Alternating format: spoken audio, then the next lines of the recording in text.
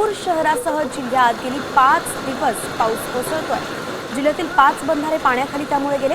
राजाराम बंधाऱ्यासह रुई, इचलकरंजी, येवलूज आणि शिरोळ हे 4ही बंधारे पाण्याखाली गेले। राजाराम बंधारा इथे तर पाणी पातळी 17 फुटांवरती पोहोचली।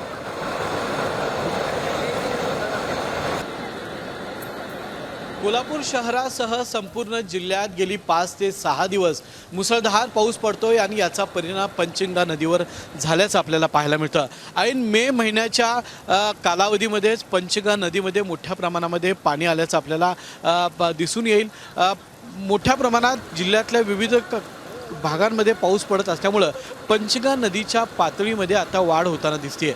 पंचगंगा नदीवर असणारा महत्त्वाचा जो राजाराम बंधारा आहे, या बंधाऱ्यावर गेल्या 3 दिवसांपूर्वीच पाणी आलं होतं, त्यामुळे या बंधाऱ्यावरची वाहतूक थांबवण्यात आली होती। आता मात्र हा राजाराम बंधारा पूर्णपणे पाण्याखाली गेलेला आहे। सध्या राजाराम बंधाऱ्याची जी पाणी पातळी आहे ती 17 फूट 4 इंचांवर पोहोचलेली आहे। याचबरोबर जिल्ह्यामध्ये मोठ्या प्रमाणात पाऊस पडत असल्यामुळं राजाराम बंधाऱ्यासह एकूण 5 बंधारे सध्या पाणीखाली गेल्याने या बंधाऱ्यांवरची वाहतूक सध्या थांबवण्यात आलेली आहे, पर्यायी मार्गाने वळवण्यात आलेली आहे। कॅमेरामन सचिन सावंत सोबत मी रणजित माजगावकर, साम टीव्ही, कोल्हापूर।